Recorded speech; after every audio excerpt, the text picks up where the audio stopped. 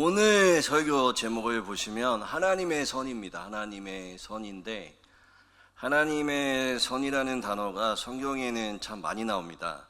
시편 23편 6절의 말씀에도 내가 평생에 여호와의 선하심과 인자하심을 반드시 나를 따르리니 내가 여호와의 집에 영원히 거하리로다 라고 고백을 하죠. 그리고 마가복음 10장 18절에 보면 하나님 한 분 외에는 선한 이가 없느니라 라고 나와 있습니다. 그러니까 하나님의 선이라는 단어가 참 많이 나오는데, 이 선이라는 단어가 무엇을 의미할까요? 어떠한 것을 의미하는지 알기 위해서는 창세기 1장 31절의 말씀을 보면 하나님의 선이 무엇인지 알 수 있습니다.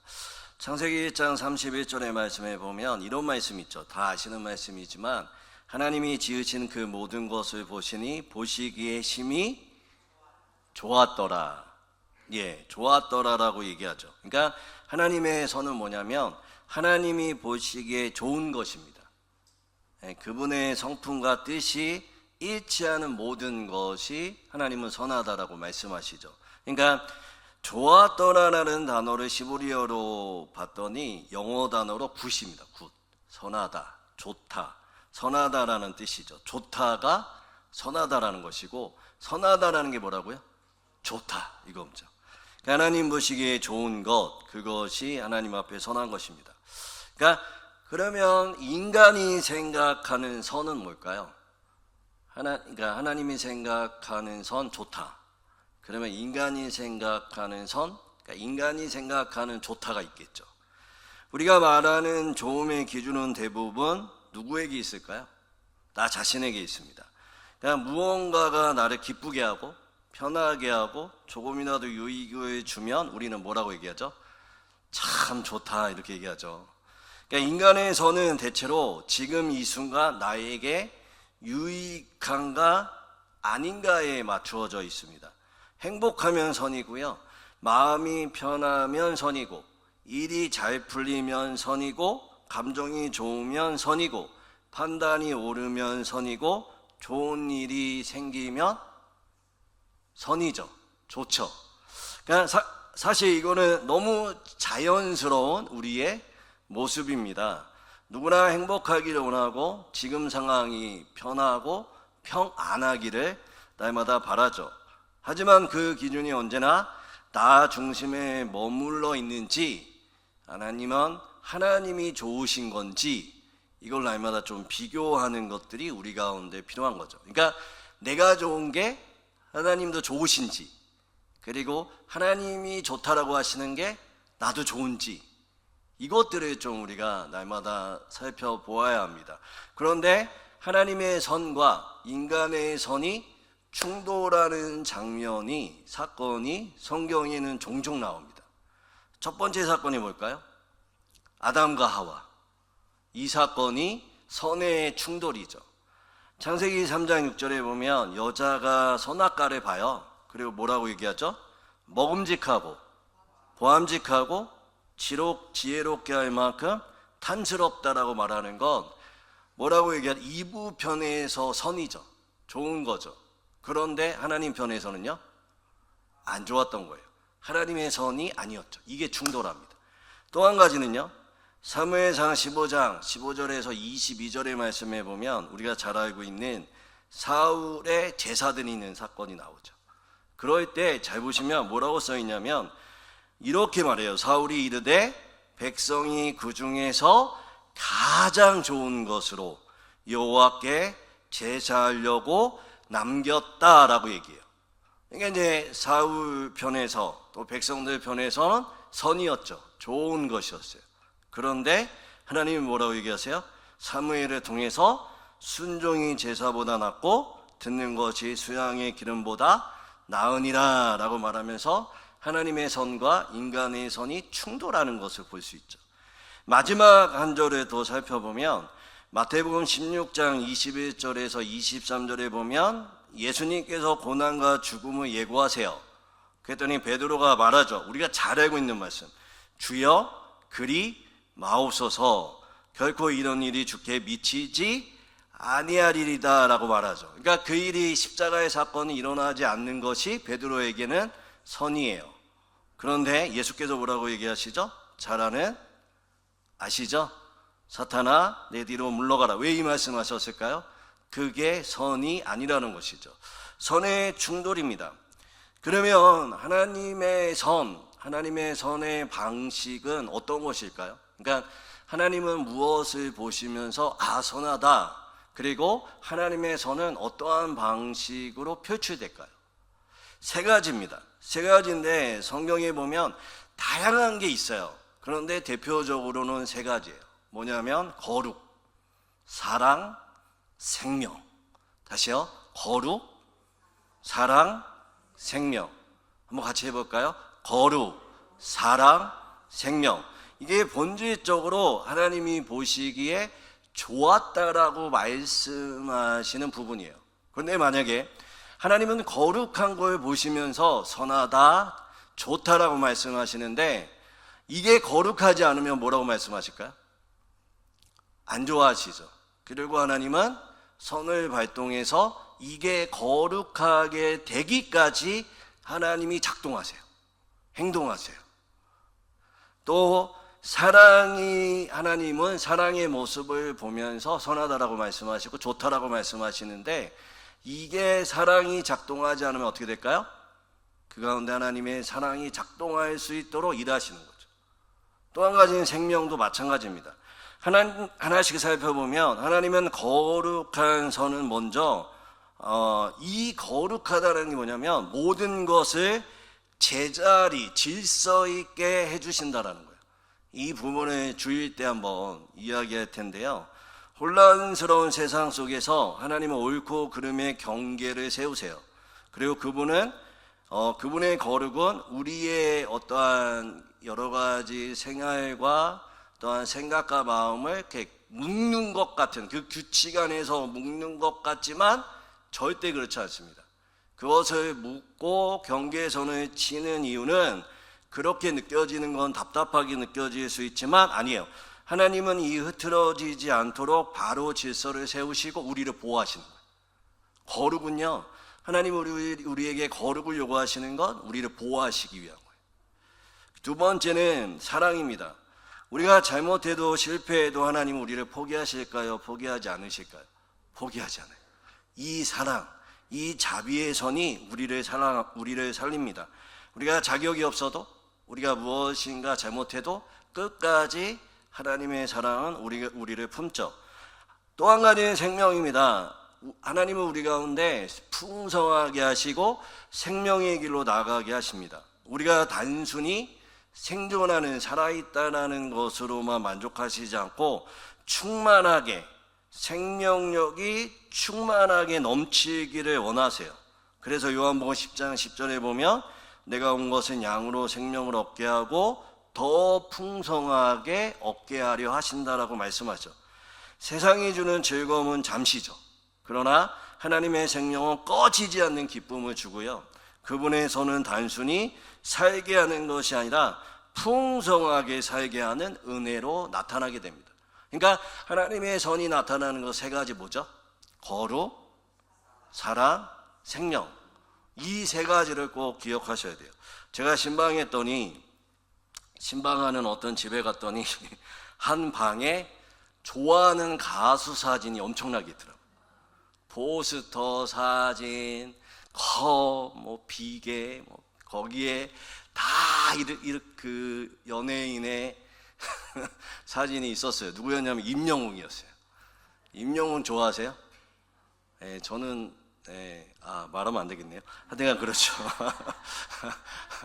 임영웅 사진을 거의 그분의 나이가 좀 있으신데 한 60대신데 며칠 있다가 또 콘서트 가신다고 막 좋아하시더라고요. 그러니까 임영웅에 대한 선이 그분에게 있죠. 어떠한 선이 있을까요? 감정의 선이 있고요, 이익적 선이 있고 결과적 선이 있어요. 이게 뭐냐면 감정적 선은 노래를 들으니 기분이 어떻게 될까요? 좋아지죠. 그런 게 있고요. 이익적 선은 뭐냐면 그러니까 위로가 되거나 즐거움이라는 유익이 있다라는 거예요. 그러니까 그 집사님 편에서는 감정적 선, 이익적 선, 그러니까 기분이 좋아지고 즐거움과 유익이 있죠. 결과적으로 어떤 것이 있을까요? 그의 활동이 영향으로 미쳐서 콘서트도 가고 수집하게 되는 그런 일들이 있죠. 그러니까 마찬가지인 거예요. 하나님이 보시는 이 거룩과 사랑과 생명, 이것이 결과적으로 하나님 앞에서는요 가장 유익한 것이고 하나님의 목적이고 동기이며 또한 선이 나타나는 방식이에요. 이 세 가지로 하나님이 나타내십니다. 그러면 본문으로 들어가면 본문에서 하나님의 선이 어떻게 나타나는지를 함께 좀 살펴볼 텐데요. 오늘 이야기는 어떠한 이야기냐면 르호보암 이야기예요. 르호보암 아세요? 첫 번째 왕이 누구였을까요? 이스라엘의 사무엘상, 열왕기상, 역대상하에서 하나님이 처음 세운 왕이 누구였을까요? 사울이었죠. 그 다음에는요 다윗이었어요.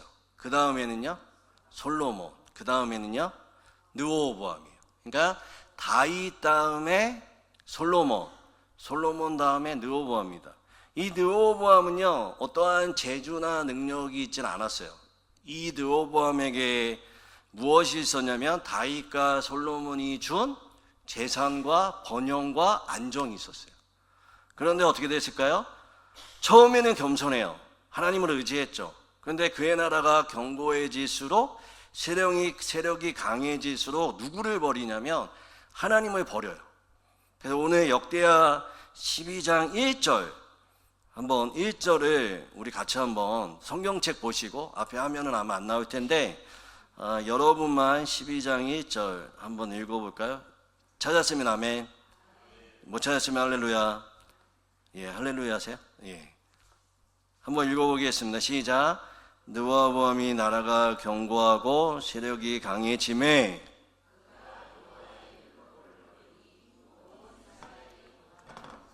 그렇죠. 누구를 버려요?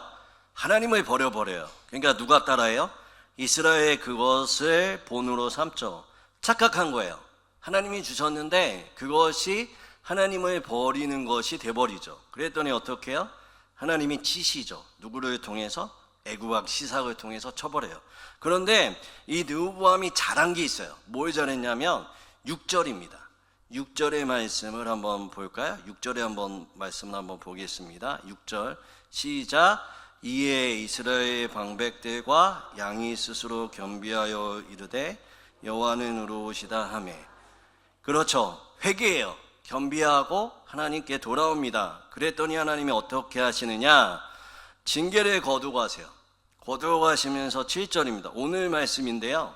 7절의 말씀을 여러분만 한번 다시 한번 읽어보겠습니다. 7절 시작. 여호와께서 그들이 스스로 겸비함을 보신지라 여호와의 말씀이 스미야에게 임하여 이르시되 그들이 스스로 겸비하였으니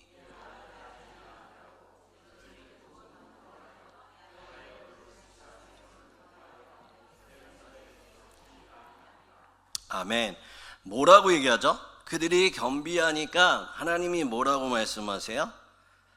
구원을 주시죠. 그러니까 완전히 멸망해야 되는데도 불구하고 하나님은 구원을 주세요. 어떤 구원을 주시죠? 조금 구원해 주세요. 조금 구원해 주세요. 조금 구원해 주세요. 째째하지 않아요? 좀 완전하게 좀 구원해 주지. 도대체 왜 하나님은 조금이라고 말할까요? 이 조금이라는 단어가 그 양적 표현이 아니라 심판 중에 남은 자를 하나님이 사랑하시는 자비의 언어예요. 그러니까 르호보암에게 많이 줬더니 하나님을 떠났죠. 그러면 하나님의 선이 작동해요.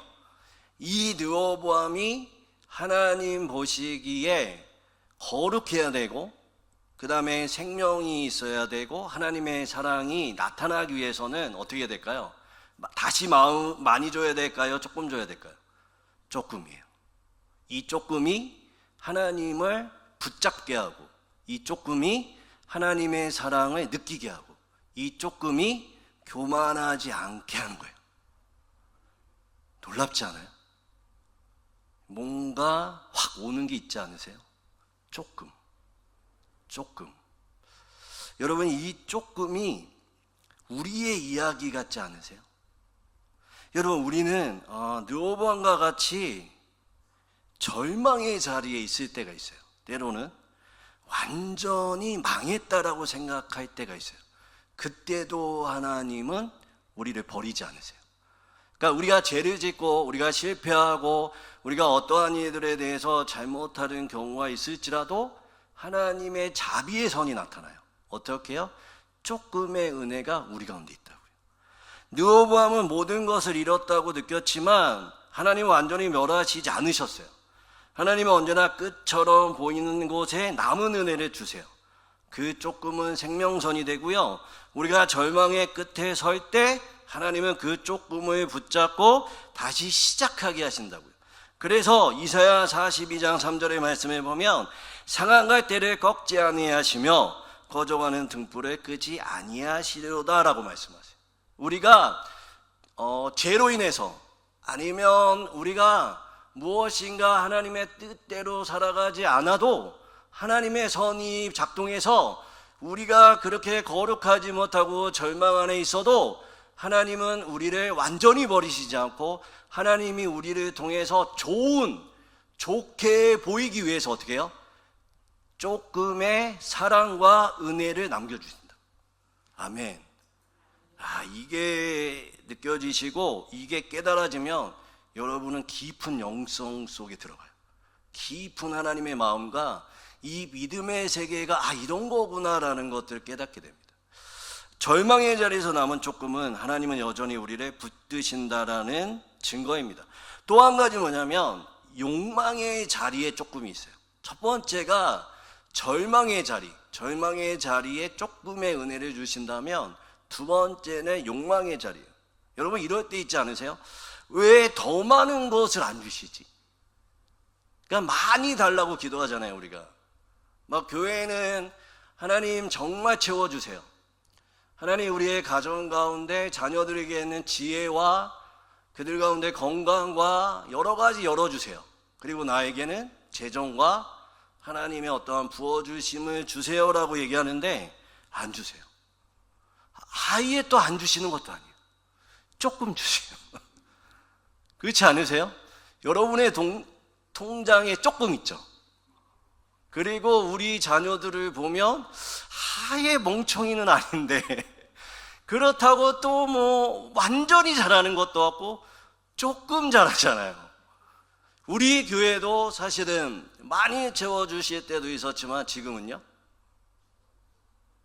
뭔가 조금보다는 조금 더 채워주시는 것 같지만 뭔가 그럴 때가 있습니다. 하나님은 우리의 욕망이 다 채워지지 않게 하세요. 왜? 하나님은 선하시기 때문에, 우리 가운데 가장 좋은 게 뭔지를 아시기 때문에 그렇습니다. 더 많은 것을 원할 때 오히려 하나님은 조금만 주심으로 우리를 다스리시고 통치하십니다.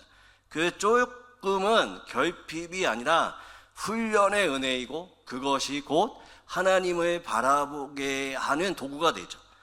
이스라엘 광야에서 만나를 받을 때 매일 필요한 만큼 주셨어요. 하나님은 오늘도 우리의 욕망을 절제시키고 의존을 가르치기 위해서 우리에게 어찌 보면 조금을 주시는지도 모르겠습니다. 그래서 신명기 8장 3절에 보면 너를 낮추시며 시험하사 너로 알게 하려 하심이라, 사람이 떡으로만 살 것이 아니라고 말씀하시죠. 하나님은 조금을 통해 우리의 마음을 다스리시고 그 자리에서 하나님이 왕이심을, 우리의 주인이심을 깨닫게 하세요. 멋있는 하나님이세요. 세 번째는 내 삶에 조금밖에 없을 때, 그러니까 달리 말하면 내 능력이 너무 작게 보일 때, 나는 왜 이렇게 능력과 재능이 없지? 그리고 남들과 비교하고 실망할 때 하나님이 조금밖에 주시지 않는 것 같이 느껴질 때가 있어요. 단 게으르거나 우리가 노력하지 않고 우리가 무엇인가의 성실성을 잃은 조금이라면 그거는 그냥 하나님이 우리에게 주신 것이 아니죠. 그러니까 하나님이 조금 주시는 것이 다 하나님이 조금 주셨다고 말하면 안 돼요. 왜냐하면 우리가 어찌 보면 하나님이 더 많이 주시기를 원하고 믿음으로 성취하기를 원하시는데, 이스라엘 백성들 7지파처럼 머뭇거리거나 두려워하거나 아니면 우리가 게으르거나 성실하지 못해서 조금 받는 건 하나님 아파하세요. 그러나 하나님의 선을 이루시기 위한 조금은 복이 돼요. 우리의 능력이 없음, 우리의 어떠한 실력이 없음, 재능이 없는 것은 어떻게 될까요? 그거는 왜 그럴까요? 하나님의 능력이 나타나는 통로가 돼요. 나의 연약함, 나의 메뚜기 같음, 이 모든 것이 무엇이 될까요? 하나님의 일하시는 통로가 돼요. 여러분, 성경에 보면요, 모세의 지팡이는 무엇을 갈랐을까요? 홍해바다를 갈랐어요. 가부의 기름 한 병은 무엇이 되었을까요? 놀라운 하나님의 기적이 이적이 되었습니다. 소녀의 떡 5개와 물고기 2마리는 어떻게 됐을까요? 5,000명을 먹이는 놀라운 역사가 일어나죠. 그래서 고린도후서 12장 9절의 말씀에 뭐라고 얘기하시냐면, 내 은혜가 내게 족하도다, 이는 내 능력이 약한 데서 온전하여 짐이라 라고 말씀하세요.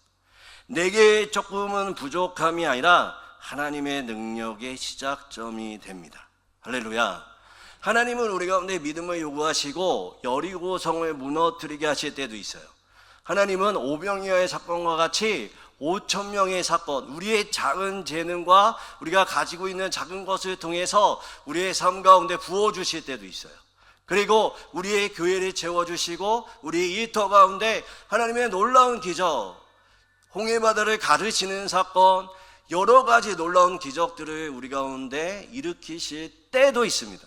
그러나 우리가 또 한 가지 기억해야 되는 건, 조금을 주실 때도 있는 하나님이라는 것을 기억하셔야 돼요. 하나님이 좋다라고 하나님의 선이 나타나기 위해서 때로는 우리를 부족하게 하시고 우리의 욕망을 꺾게 하시고 우리의 절망 앞에서도 그 가운데 조금의 숨만 쉬게 하실 때도 있는 거죠. 이거를 기억하셔야 돼요. 하나님이 복 주시는 하나님이지만 그 복을 조금 주실 때도 있고 많이 주실 때도 있고 거두어 가실 수도 있는 하나님이신 것들을 기억해야 돼요.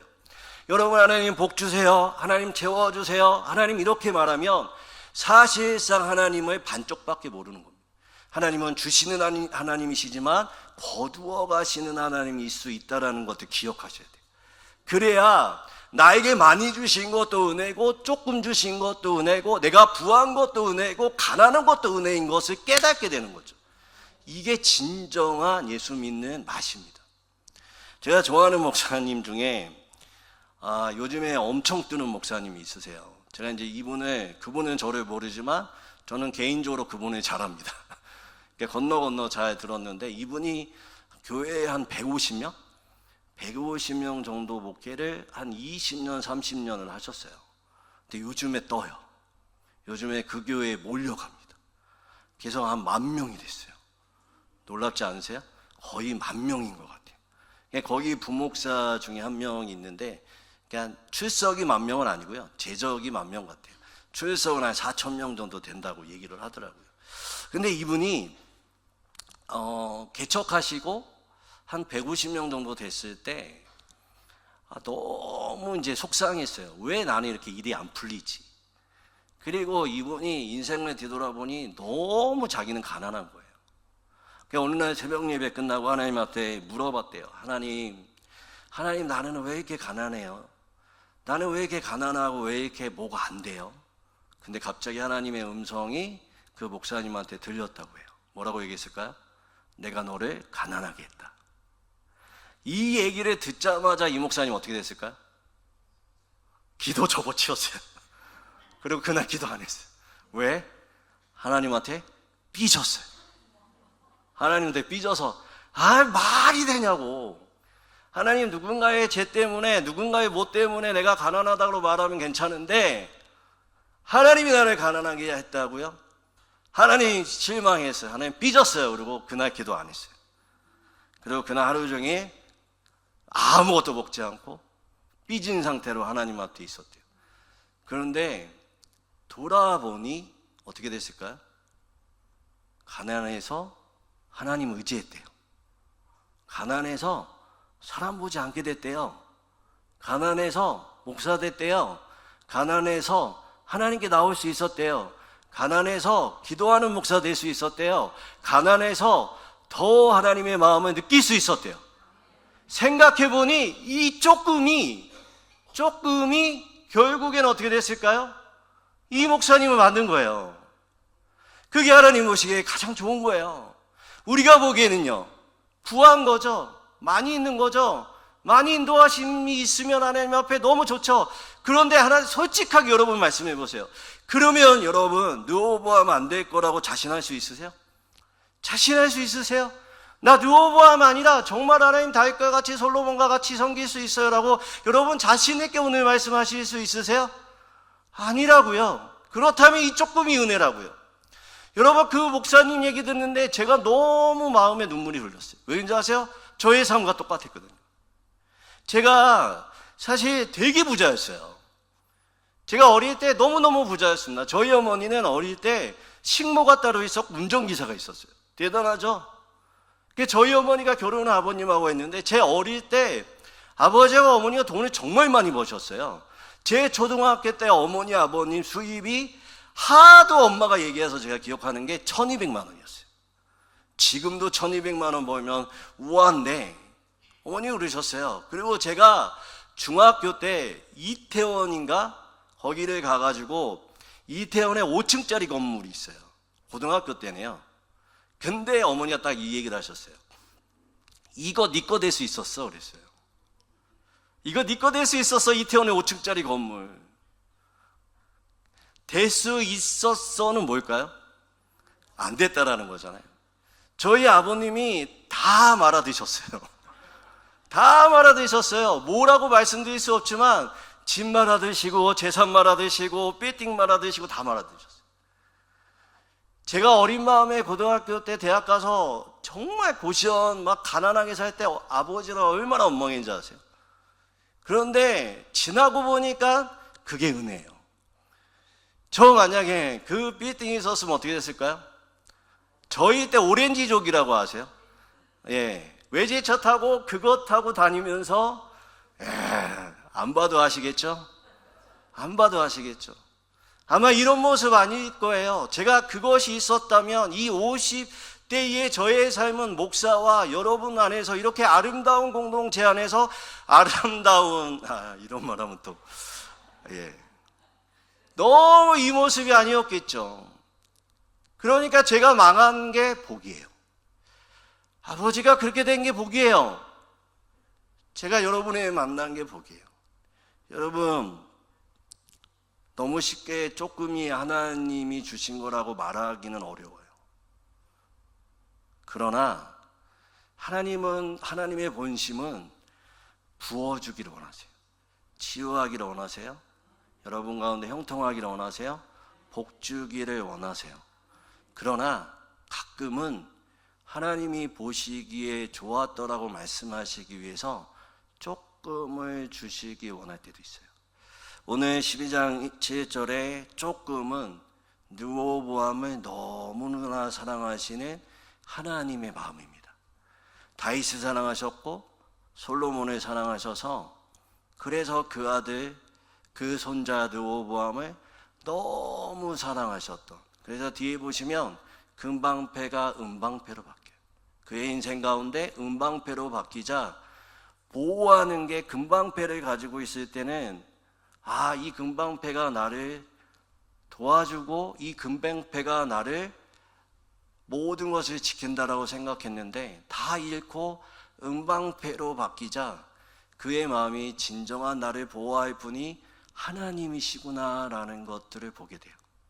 때로는 우리의 재물이, 때로는 우리의 능력이, 때로는 우리의 무엇인가가 너무나 조금 있어서 절망하십니까?